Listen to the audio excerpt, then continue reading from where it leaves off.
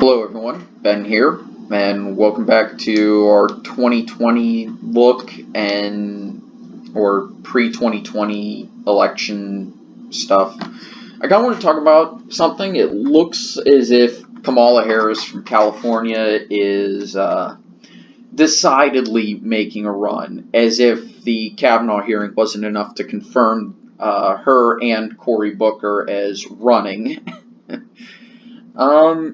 I am very... Okay, I'm going to use some economic terms. Bullish means I'm high on it, meaning I think it's a good, it's good, or I think that it's got a good chance of succeeding. Bearish means the exact opposite. I think it's a bad idea, or it will likely fail. And I am very bearish on her candidacy. Now, this isn't to say that I hate her or anything like that. I'm sure she's a good person. I disagree with her on a lot of issues, but I just don't see another coastal elite in the vein of a Hillary Clinton or a John Kerry or someone like that. I really just don't see that being successful, especially in flyover country, and we'll get to that in a second. I think, and I'm just going to use the simple two-color just to make it easy on everybody here. Yes, she's going to win the states that Democrats are guaranteed to win regardless. Okay, there you go. The problem is, do you really think a progressive who is vehemently anti-gun is going to succeed in a place like Alaska where you legitimately need a gun,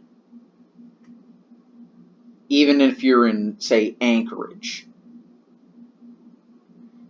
Because guess what? There's a good chance you may have to use it once you leave the actual city. Yeah.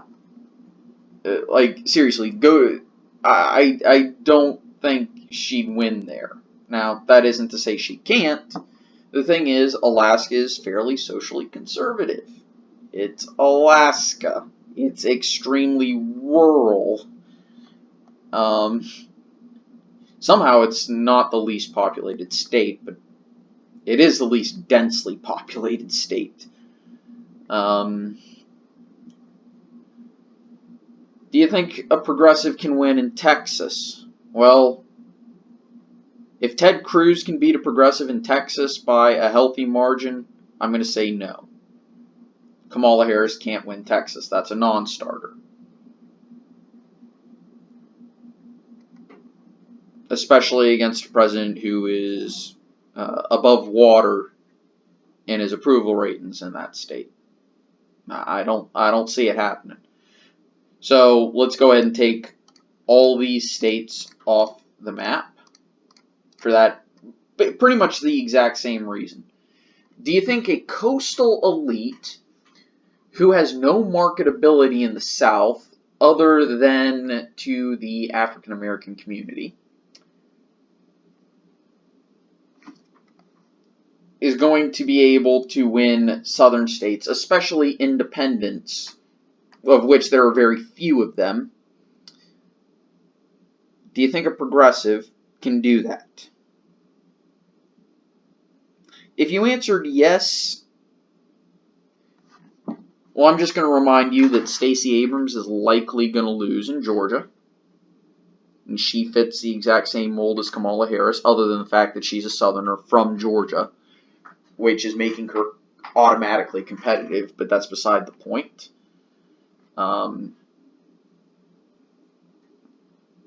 Look at Phil Bredesen, who is a conservative Democrat. He's going to lose handedly in Tennessee, even though he's the perfect Democrat for that state. So we can essentially count her out in these states. I'm going to count her out in Georgia too. We can counter out in Indiana just to make it easy. Okay, so now we've got the normal card of swing states. North Carolina. I don't think Trump, especially considering he is above water in his approval ratings in North Carolina, in the Tar Heel state, I don't think Kamala Harris can drive Democratic turnout in North Carolina up enough in order to win the state. So we can take that off the map for her. Could she win a very rural state like, say, Arizona? Well, Arizona is an interesting state because of its demographics. It definitely is. Okay, don't get me wrong. But the thing is, Trump is treading water / above his approval ratings in that state. I don't see him losing it in 2020 unless things drastically change. So, Arizona, off the map.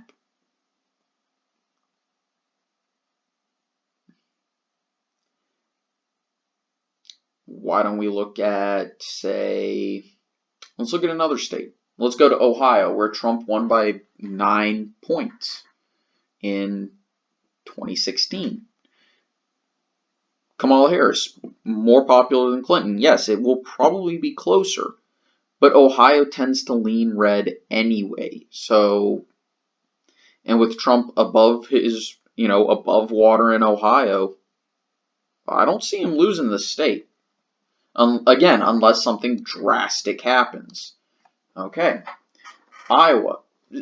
Iowa's weird because it's a very elastic swing state. I could actually see Trump losing this depending on what happens.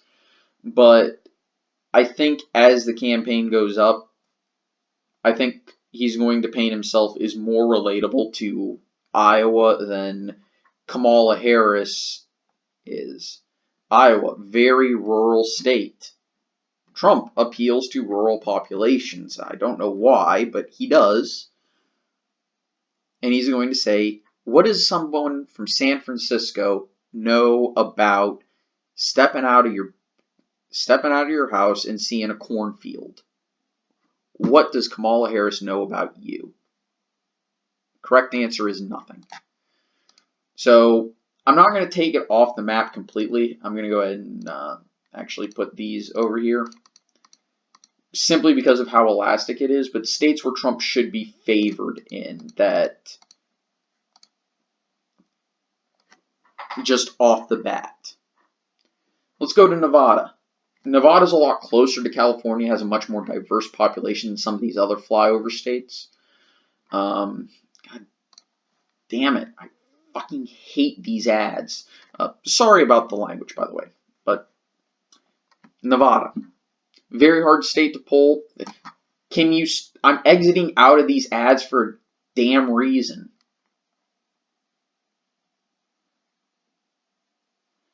Nevada is a very hard state to pull. I'm skeptical of the Republican leads there for a lot of reasons. So I'm going to say that she wins it simply because of how diverse it is, but it's not outside the realm of possibility for Trump to win it. Okay? Colorado, I will put in her columns, again, because of changing demographics and the fact that it started to become a blue state.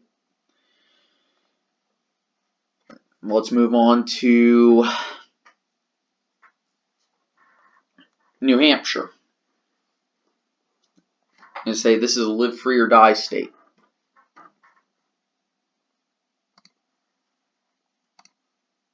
Do you really want someone who's going to increase your taxes and has admitted she's going to increase your taxes?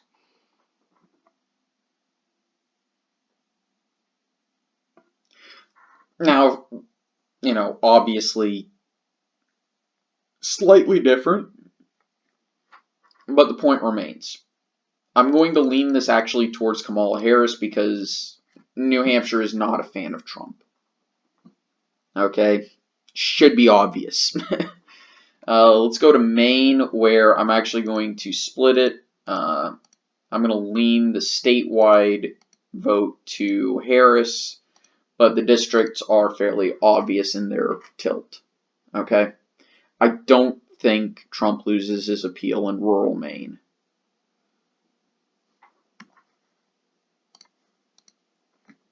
Okay, let's look at, well, we've got 6 states left. Let's knock out Florida.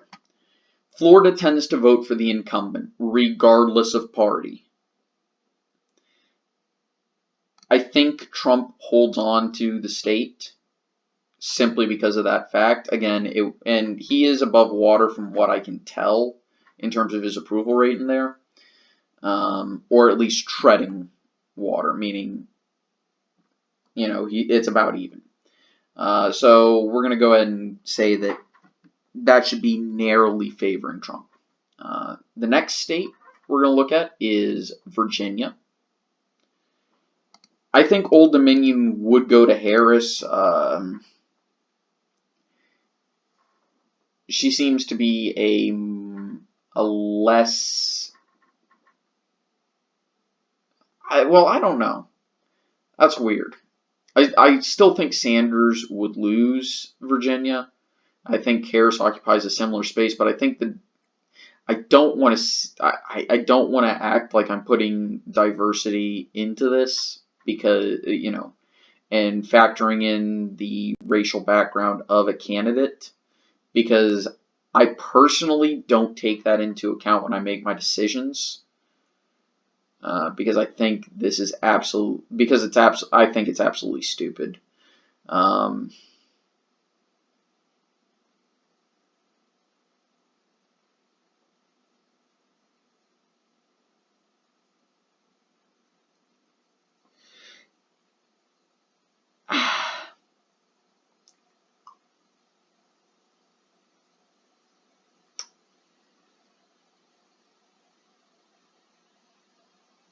Okay, so Pennsylvania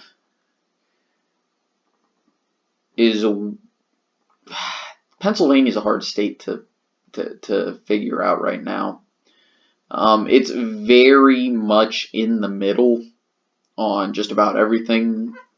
It's roughly split between rural and urban, and the suburbs are very much toss-ups, depending on where you are. Pittsburgh especially tends to lean Republican, as in the Pittsburgh suburbs, and the Philly suburbs tend to lean Democratic.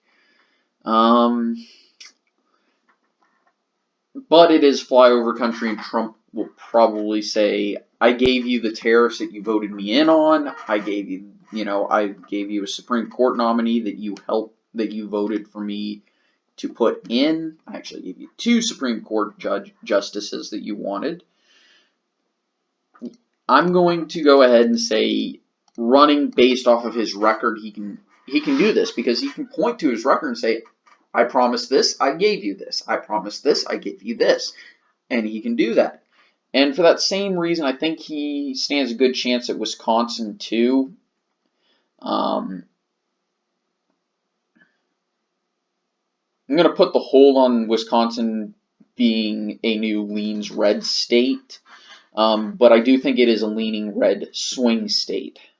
Not quite a new Virginia, or not quite the Democrats' Virginia that I had been saying it was. Minnesota, I think, is just a bridge too far because of its historical identity towards the Democrats. Michigan, I think that was a bit of a fluke in 2016. So they could change. So this is kind of where I think it would start, and Kamala Harris's easiest task would be to flip Florida, probably, or maybe Pennsylvania. It would be extremely difficult for her to win. It'd actually be easier for her to lose places like Virginia, Michigan, and Minnesota, simply because Trump could make the argument that, what does Kamala Harris know of a faltering industrial site. She only knows the urban San Francisco and the urban California. What does she know of the farmers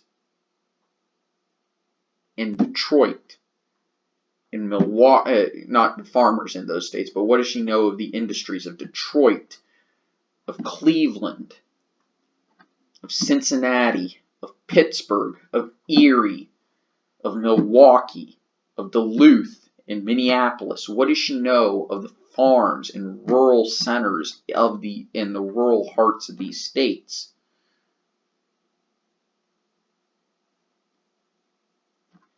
I could honestly see Trump winning these states, but it's going to be difficult, okay?